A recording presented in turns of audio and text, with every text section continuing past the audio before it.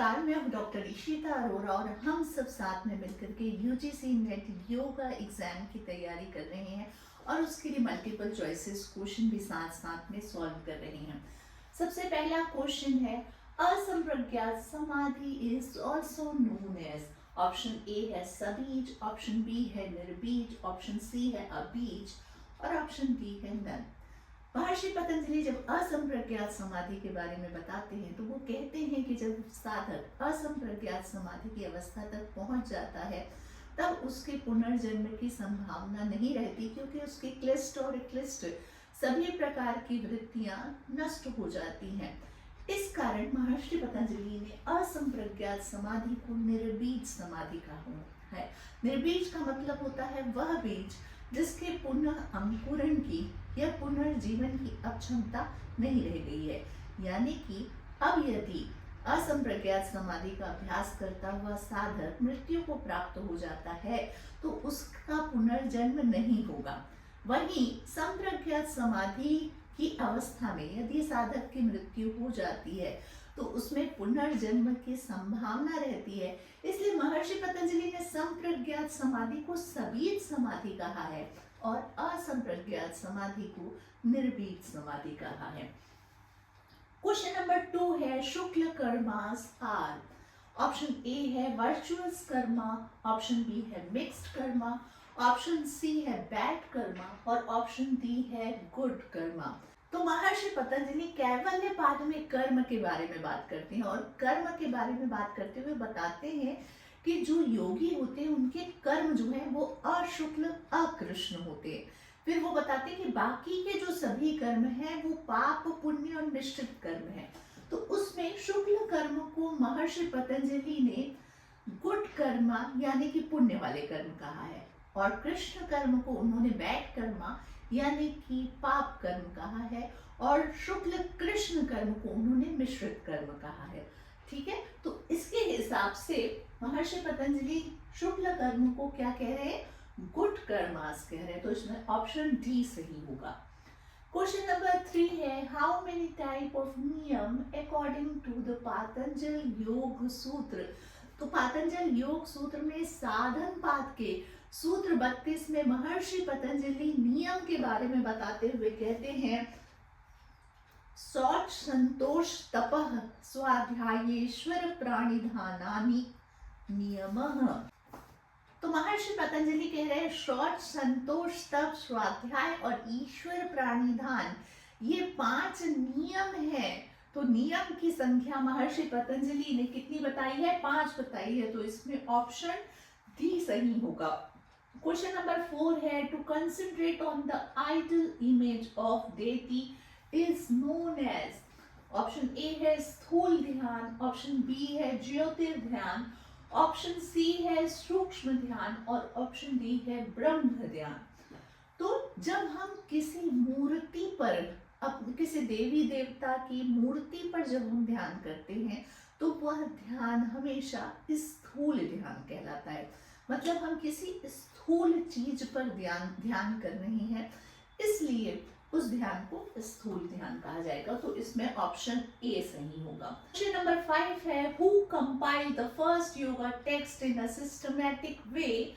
Option A है महर्षि घेरन, option B है Swatmarama, option C है गोरक्षनाथ और ऑप्शन डी है महर्षि पतंजलि।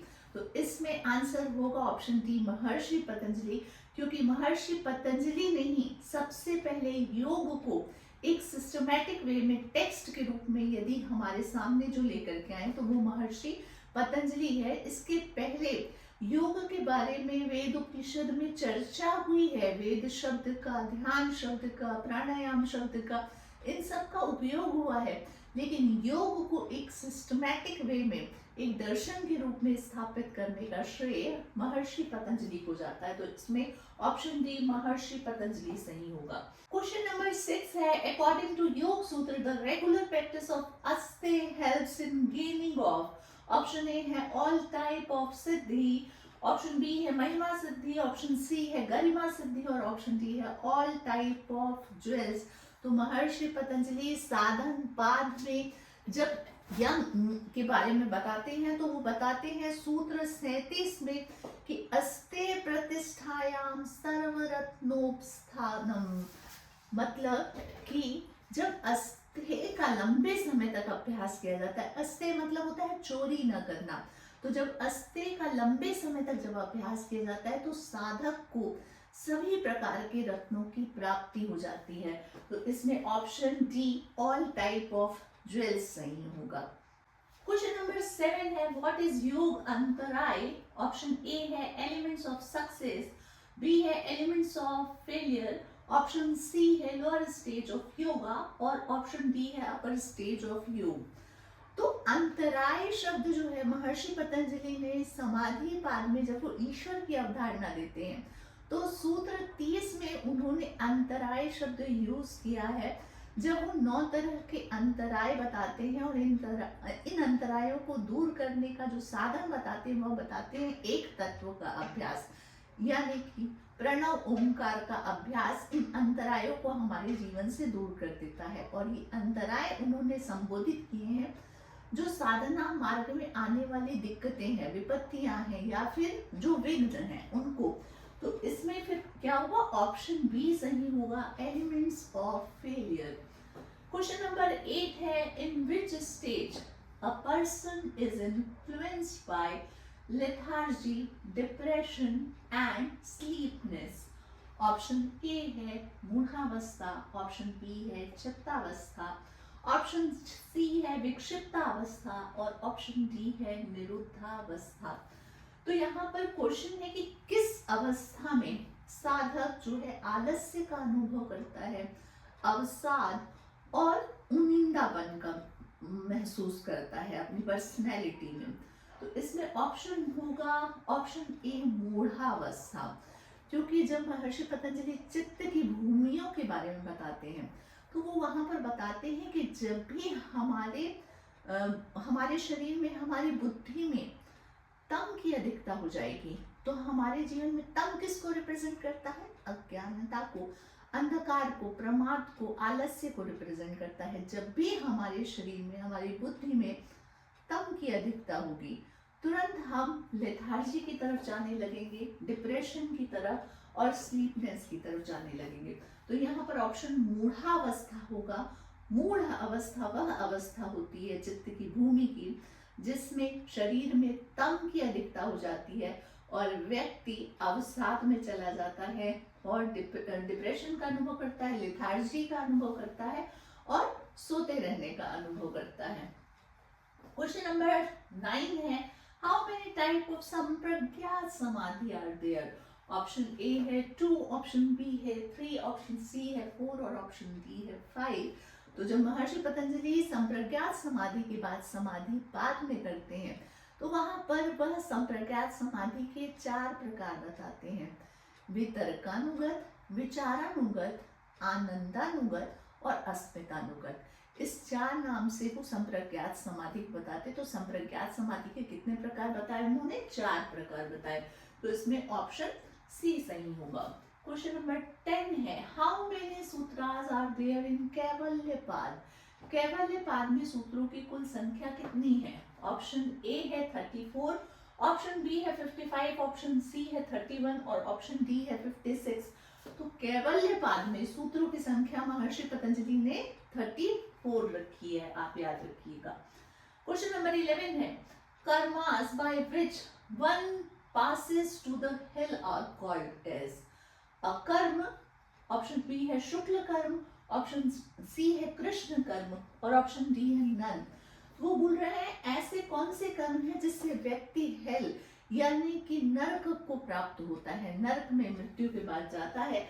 तो इसमें ऑप्शन सी होगा कृष्ण कर्म, क्योंकि महर्षि पतंजलि बताते हैं कि कृष्ण कर्म मतलब उन्होंने बताया है कि जो पाप कर्म होते हैं वह कृष्ण कर्म कहलाते हैं और सभी कर्मों का कर्म फल उस कर्मों के अकॉर्डिंग मिलता है। ठीक है, यानी कि जब हम पुण्य करेंगे तो स्वर्ग की प्राप्ति होगी, यानी कि शुक्ल कर्म करेंगे तो स्वर्ग की प्राप्ति और कृष्ण कर्म करेंगे तो हमको नरक की प्राप्ति होगी। क्वेश्चन नंबर 12 है हे हेतु, हान और hanopaya are known as. Option A है चतुर्व्यूह, ऑप्शन बी है चतुष्टय, ऑप्शन सी है सहभूह और ऑप्शन डी है अंतराय। तो महर्षि पतंजलि हेय हेय हेतु हान और हानोपाय का एक कंसेप्ट बताए हैं।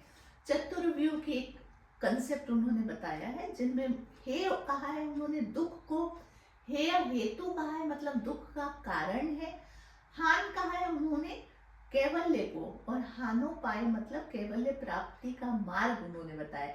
जैसे कि बुद्ध ने दिया है कि जो 4 आर्य सत्य बुद्ध ने दिए हैं कि दुख है, पहला तो दुख, दूसरा दुख का कारण है, तीसरा उन्होंने बताया कि दुख निरोध संभव है, और फिर चौथे में वो दुख निरोध मार्ग अष्टांगिक मार्ग के रूप में बताते हैं। तो इसमें ऑप्शन होगा ऑप्शन ए चतुर्व्यूह। क्वेश्चन नंबर 13 है which of the following is a प्रमाण वृत्ति। तो ऑप्शन ए है प्रत्यक्ष, ऑप्शन बी है अनुमान, ऑप्शन सी है आगम और ऑप्शन डी है ऑल द अबव। तो समाधि पाद में जब महर्षि पतंजलि चित्त की वृत्तियों के बारे में बताते हैं तो वो वहां पर प्रमाण के प्रकार बताते हैं, और प्रमाण का प्रकार बताते हुए वो प्रमाण के 3 प्रकार बताते हैं, प्रत्यक्ष, अनुमान और आगम। तो इसमें ऑप्शन डी सही होगा, ऑल द अबव। प्रत्यक्ष भी प्रमाण वृत्ति है, अनुमान भी है और आगम भी है। क्वेश्चन नंबर 14 है in which part of the Patanjal Yoga Sutra the different type of samadhis are explained। किस पाद में विभिन्न प्रकार की समाधियों का उल्लेख मिलता है। तो ऑप्शन ए है समाधि पाद, ऑप्शन बी है साधन पाद, ऑप्शन सी है विभूति पाद और ऑप्शन डी है कैवल्य पाद। तो समाधि का उल्लेख जो है वो समाधि पाद में ही मिलता है, मतलब जो संप्रज्ञात समाधि, और संप्रज्ञात समाधि की 4 प्रकार वितर्कानुगत, विचारानुगत, आनंदानुगत और अस्मितानुगत की बात है वो महर्षि पतंजलि ने समाधि पाद में की है, और साथ ही असंप्रज्ञात समाधि की बात भी समाधि पाद में ही की है। तो इसलिए इसमें ऑप्शन ए समाधि पाद सही होगा। तो इस तरीके से आज हम लोगों ने बहुत सारे क्वेश्चंस साथ में मिलकर के सॉल्व किए। मुझे उम्मीद है कि आपको पातंजलि योग सूत्र समझ में आ रहा है, और साथ में मल्टीपल चॉइसेस क्वेश्चन के सॉल्व करने से आपको एग्जाम देने में सरलता होगी। तो मेरे साथ बने रहिए। Thank you so much.